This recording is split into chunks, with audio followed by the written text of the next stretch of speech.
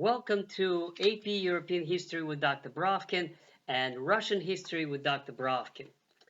Today I'd like to talk about history and the way it is taught and the way it is presented. And I could even venture to say, tell me what you think about history and I'll tell you who you are. Now, in the preceding videos, I dealt with the history of the Russian Revolution and the Civil War, and I talked about the Bolsheviks coming to seizing power, and the Red Terror, and the Civil War, and the Whites, and why they lost, and why the Bolsheviks won. And finally, they all won, and now they needed to legitimize themselves. They needed to create a kind of a history that would show that the whole history was leading to their victory. So it was a tool, history was a tool for legitimation. Now, the old history had to be totally overthrown, totally rewritten, and then presented to the masses as a kind of a prehistory of October Revolution. As a matter of fact, when the October Revolution happened, nobody called it October Revolution. It was called the October Overturn. The Bolsheviks at that time called themselves the Provisional Government of Workers and Peasants until the convocation of the Constituent Assembly. So the whole thing had to be rewritten, and only after the Civil War they created a new term, which is called the Great October Revolution. And it sort of stuck on, but this was only the first step. Then they rewrote the entire Russian history as a prehistory of Bolshevik coming to power, Bolshevik seizing power. So let me just give a brief synopsis of what they created as a kind of a new version of Russian history, and then the way I think it really was, and then some implications for today's situation in the United States of America. So, history of Russia is a prehistory of Bolshevik victory, which means that there were two basic tenets in there. One is the history of Russia is the history of the revolutionary movement against the struggling, exploited, downtrodden Russian masses of workers and peasants. So all of history was diluted into these two areas of focus. One, the revolutionary movement leading up to the victory of the Bolsheviks, and then the suffering masses. Everything else had to be thrown out. Everything had to be canceled. Everything else has to be just not mentioned. Any of the achievements or anything like that. Anything that has to do with the Tsar and its government was bad, bad, bad, and worse. So this is the kind of a approach. Now, focusing on the two, the history of revolutionary movement. It starts out usually in the major textbooks with the Decembrists, the uprising of noble revolutionaries in 1821 as the first kind of a step towards liberation, as the first attempt to opposition to the Tsarist regime by the enlightened part of the nobility.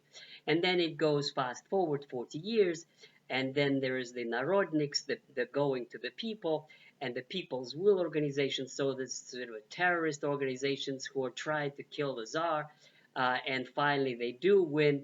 In 1881, they kill Alexander II, the great reformer, and then the historical great moment. Then young Lenin comes and says, we are not going to do it like this. We will not engage in terrorism. We will go a different path. These are the famous words we repeated in all kindergartens and schools and universities. We will go a separate path. What is the new path of Lenin? Which is to create a party of the working class, that is armed with a scientific understanding of history. That is what they say.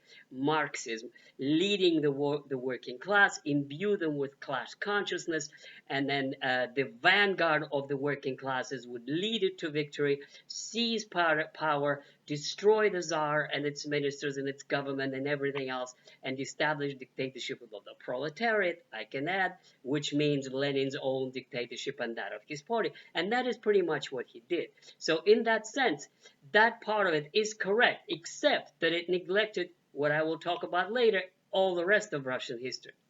Now, on the masses side, it was always presented as really, really bad, exploited, manipulated, abused, and the rest of it. And the centerpiece of that is, of course, Russian serfdom. Now, to those of you who are not familiar with what serfdom is, it is in Russia, it was a bad. It was pretty much an obligation of a peasant to pay some dues or to do some work for the landlord, which is pretty much how it was in Europe in the 18th century, up to the French Revolution in France as well. Now, in Russia in 18th century, it was even worse than that because peasants could be sold, and their status was very similar to slaves in a sense. They had to do agriculture, they couldn't leave, and they could be sold on the market.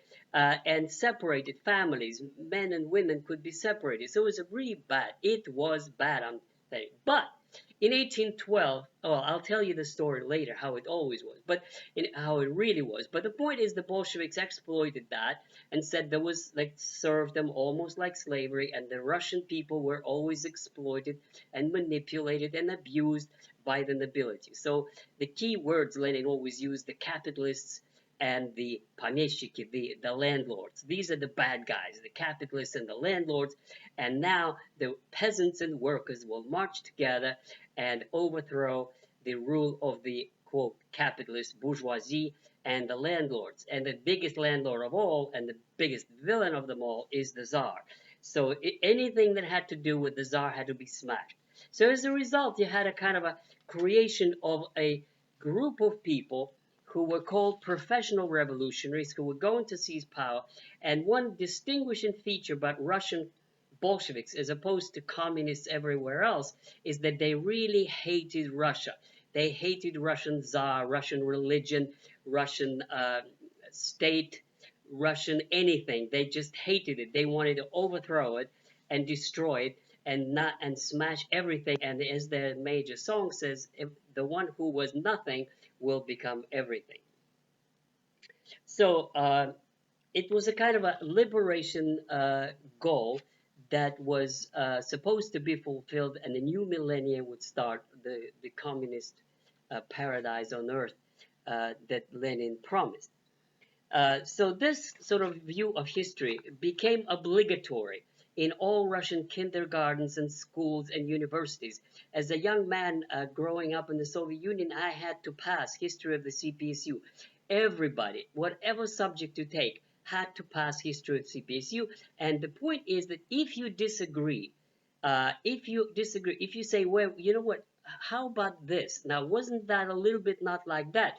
Then the KGB is going to get you, and you're going to wind up in prison, or in Stalin times in Gulag, for doubting the wisdom of the Communist Party, or to exposing yourself to bourgeois counter-revolutionary propaganda and ideology, or to being imbued with anti-social, anti-Soviet views that are undermining the teaching of the Communist Party, and it goes on and on and on. Now, here's what really happened. See, that's the distorted version of the Russian history, but let me tell you what really happened. Yes, we'll start with the bad stuff. Yes, there was serfdom, and serfdom in Russia was really bad, especially under Catherine II. But here comes the next point. Serfdom was abolished by the Tsar in 1861, which is a great reform by the great liberator Tsar. If you're interested more in this, you can watch my videos in the Russian history series. They received personal freedom. They received legal rights. They could sue in the courts. They became citizens. They had freedom of movement. They could move anywhere they want, and they had property rights. And they started buying up the land. So essentially, it's demonstrated in Chekhov's stories and many other scholarly works that the peasants started growing like crazy in wealth and importance. And by 1917, they bought up most of landlords' land. There was actually very few landlord land left in Russia, unlike what Lenin wanted to say. Russian peasants were getting richer and better all the time. Proof is Russia was a #1 exporter of grain in the world, including that of the United States. So it was a great social conflict with the peasants, especially with the Stolypin Reform, which is 1908. Stolypin gave them even more property rights and a right to separate from the peasant community and create their own farmstead, etc., etc. So point is, it was not bad, and it was getting better. Same thing with workers. Workers were not in a situation like in the United States in 1880s and 70s when they were shot at when they ventured on a strike. It was all kinds of benign attitudes, and strikes were allowed, and there was cooperative feeling and all of that because Russian ruling elites really had a guilty conscience about the serfdom, and they were giving money to the Bolsheviks, and they were trying to be very liberal and very supportive, and they were the first in 1917 who created joint management boards for the first time in history, an 8-hour day under the provisional government, and so on and so on. So in other words, it was not getting worse, it was getting better all the time. This is about workers and peasants. Now about Russia in general. Now, very few people know that Russia at the end of the 19th century was like China is today. It was an economy growing at 7, 8, 9, 10% a year. The population doubled in 50 years from 60 million to 120 million and then 150 million. The GDP doubled. Russia was number 5. It was a great power. It was after the United States, Japan, Germany, and Britain. It was Russia. It was number 5 in the world, which is not that bad. It's not number 1, but it is not that bad at all to be number 5 in the world. Russia had uh, everything was just getting better all the time. Just a few examples. Russia had great scientists in chemistry. You all studied chemistry. Mendeleev chart of elements. That's the professor of St. Petersburg University. In philosophy, those who are interested in philosophy may look at Solovyov and Bogdanov. This was about Russian religious philosophy and Russian identity and the true meaning of Christianity and the differences of Russian Christianity from the Catholic one. Then, of course, in music, everybody heard the name Tchaikovsky. And Mussorgsky and Prokofiev and Stravinsky and many other names that are concerts played all the time to the present day. Russia was number 1 in ballet with the French ballet master Petipa, and then Diaghilev, who conquered Paris with his ballet russe. Russia was absolutely number 1 in literature with Tolstoy and Dostoevsky and Chekhov, which was the greatest contributors of Russian culture. At the same time, at the turn of the century, Russia was conquering the world with its art. And the most famous ones were Malevich and Chagall and many others, Kandinsky, who later, after the Bolsheviks took over, moved to the West and continued artistic work. So Russia was a cultural capital similar to, equal to, if not, to be modest, if not superior, but at least equal to Berlin, Vienna, Paris, and London. It was a part of European mainstream culture. It was a great power. It was developing really fast. It was a huge empire that included all kinds of other people, beginning with Poland and Finland and Georgia and Central Asian areas. Now, that is a separate issue whether they liked it or not. Poland certainly didn't, but Georgia wanted to stay with Russia, and Armenia did, and so did Finland. But this is a separate topic. The point, it was a great power, and things were getting better. It was a constitutional monarchy. In 1905, there was a parliament. There were freedom of the press. There was even the communist paper, Bolshevik paper, Pravda, was coming out legally. It had political parties of various directions and various sympathies. It was really a great place to be. It was certainly not as bad as the Bolsheviks painted it. So, let me get back to the original question. Why do the people distort history? Why do they create a new version of history? It's for their political purposes. That's why.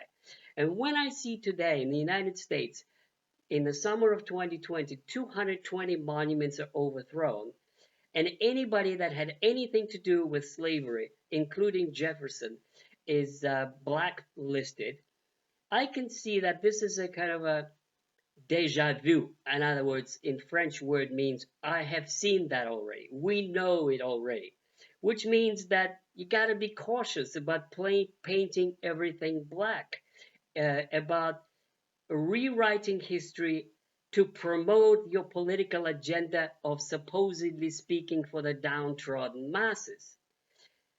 Serfdom and slavery was a long time ago, and things were changing all the time since then. So, anyway, it just shows that the way you teach history shows very much who you are and what your political agenda is today.